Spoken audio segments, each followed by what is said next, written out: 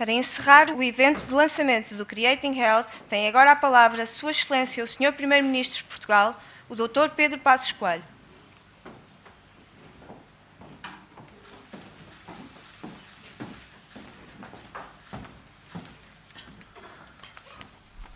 Muito bons dias, Sra. Reitora,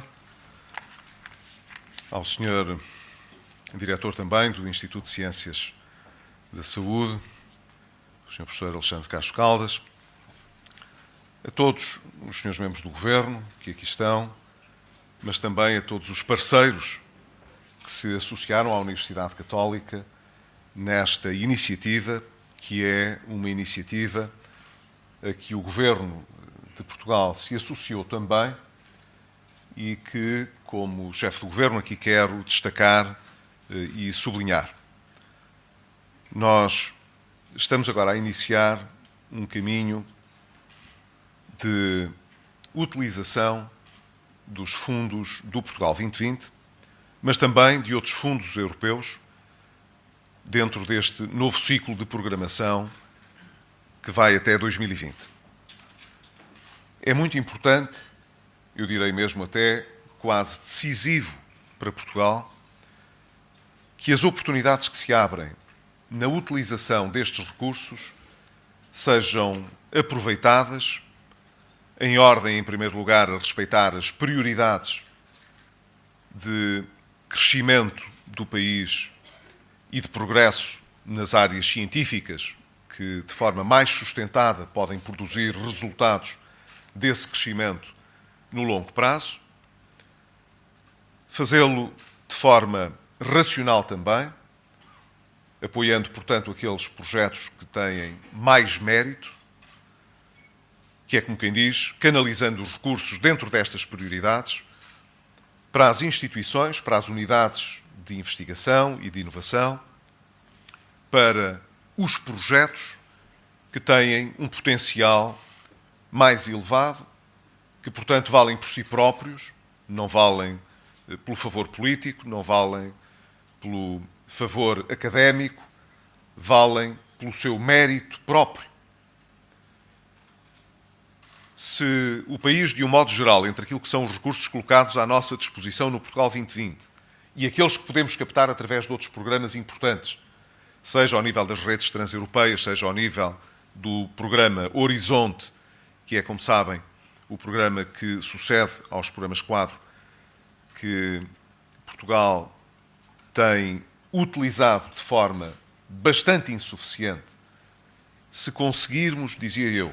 utilizar esses recursos desta maneira,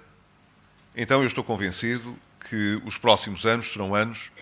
em que nós poderemos colher ainda frutos melhores e mais duradouros de todo o esforço que temos vindo a desenvolver no sentido de criar condições para uma sociedade que possa ser de maior prosperidade e de maior equidade também. É importante que a Universidade Católica Portuguesa tivesse tido esta percepção e desenvolvido um esforço junto de vários patrocinadores também, que permita que muitas outras instituições e entidades possam aproveitar melhor estes recursos. Como o Dr. Ricardo Leite, creio, aqui anotou, se não a Sra. Reitora também, nós, nos últimos 7 anos, conseguimos que instituições portuguesas conseguissem captar cerca de 40 milhões de euros no âmbito do quadro da ciência. Ora, se é importante que isso tenha melhorado, sobretudo nos últimos anos, na verdade é muito insuficiente. Nós temos desperdiçado oportunidades. E não é por não termos instituições com qualidade para poder aproveitar esse financiamento. Isso deve-se, muitas vezes, a duas outras circunstâncias. Em primeiro lugar, ao facto de, em termos de preparação logística, ser mais difícil, por vezes, fazer o caminho das pedras, como se costuma dizer, de saber com alguma antecedência quais são as tendências, quais são as áreas, quais são os programas que vão estar disponíveis, e isso faz inquestionavelmente, lutando por aceder mais rapidamente à informação, por estar mais próximo possível dos locais relevantes para efeitos das decisões que são tomadas. E quando não é assim, normalmente atuamos quando já é tarde demais, quando tudo já é conhecido por quem, mais cedo do que nós, se preparou para poder apresentar candidaturas com melhores capacidades de sucesso. Portanto, estar próximo das decisões relevantes, próximo no sentido de ter conhecimento delas, no sentido de estar atento às tendências que são seguidas, do que influi nesse processo de tomada de decisão, é crítico para podermos ter mais tempo também para nos prepararmos para aceder a esses financiamentos. E depois há uma outra condição a que muitos dos nossos cientistas já estão habituados e familiarizados, mas que às vezes as instituições não estão, que é do facto de termos cada vez mais de fazer parte dessa rede mais vasta de conhecimento, mas também de instituições que lidam com o conhecimento e que precisam de estar articuladas para poderem aceder em conjunto aos financiamentos. Nós precisamos, portanto,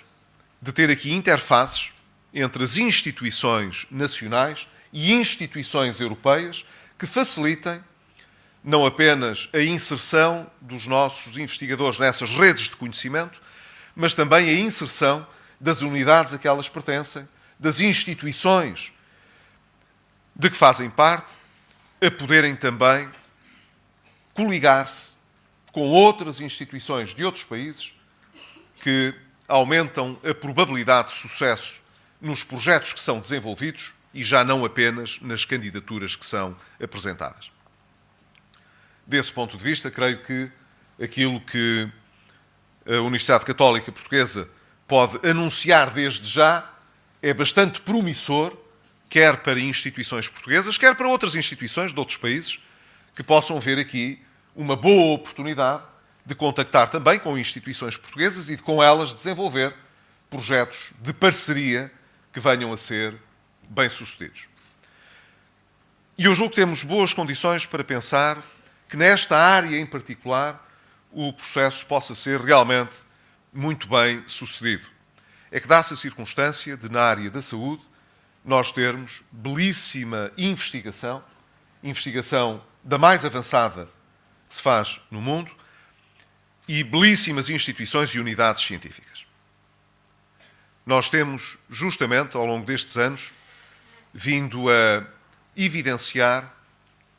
nos mais diversos domínios conexos, desde a área da nanotecnologia, a área da biologia celular, investigadores que, nesta altura, ombreiam com os melhores investigadores de referência em toda a Europa e no mundo também. Muitas vezes o país não tem uma consciência tão nítida dessa qualidade que nós temos nestes domínios. E eu estou convencido, dizia-o há pouco, aliás, antes de esta sessão se iniciar, que estamos assim numa espécie de limiar crítico em que um pouco mais de financiamento, um pouco mais de cooperação com outras instituições e nós conseguiremos dar um salto gigantesco em cima deste limiar crítico que estamos a atingir. Julgo que estaremos muito próximos de ver reconhecido o valor dos nossos cientistas nesta área. Não me espantaria que, nos anos mais próximos, algum deles pudesse ser distinguido em projetos de investigação em termos internacionais, em termos mundiais, e não me espantaria que, no âmbito do Horizonte 2020, nós conseguíssemos dar um salto qualitativo tremendo com as nossas instituições, as nossas universidades, as nossas unidades de investigação. Não estou com isto a dizer que há outras áreas em que isto não possa suceder também,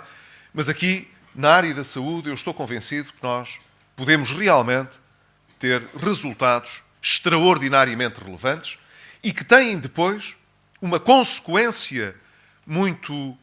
material, muito palpável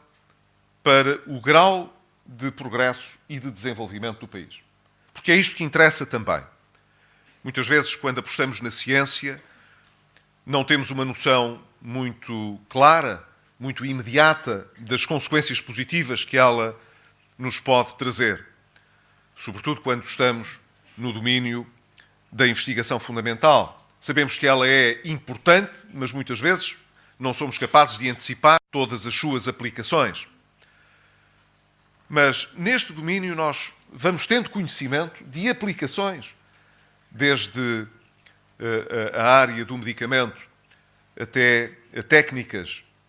terapêuticas e clínicas muito relevantes,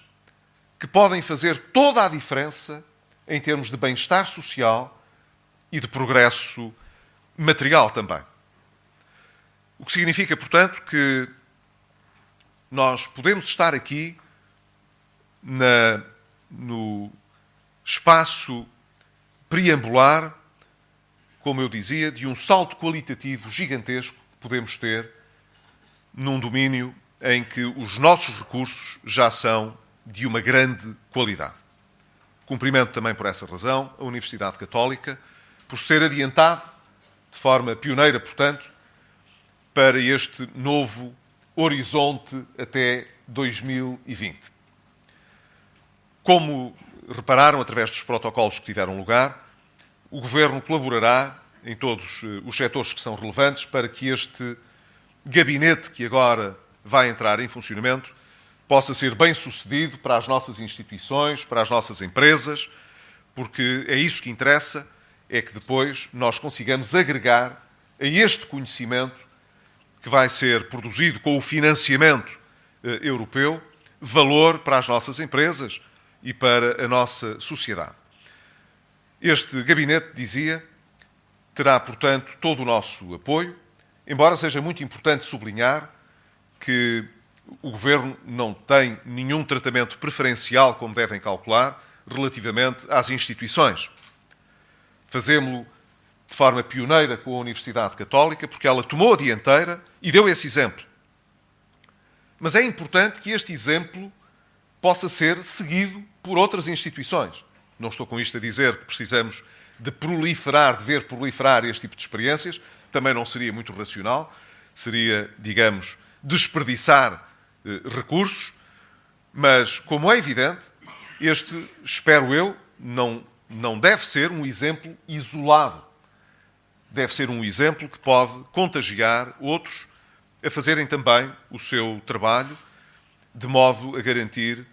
resultados tão bons quanto estes que se antecipam aqui no caso do gabinete que foi hoje lançado. Para terminar, gostaria apenas de enfatizar que vivemos hoje um tempo em que muitas das mudanças que vão ocorrendo se vão entranhando na nossa sociedade sem que muitas vezes nos demos conta delas. O que, por um lado, é positivo, é muito bom, significa que seguimos um caminho bastante natural e normal nas mudanças que precisamos de fazer. Mas, como devem calcular, um país que ainda há 3 anos e meio estava à beira de um precipício financeiro e que não tinha sequer condições para poder financiar a sua própria dívida, só pode ter feito mudanças extraordinárias ao longo de todo este período, de modo que hoje se considere perfeitamente natural que não apenas tenhamos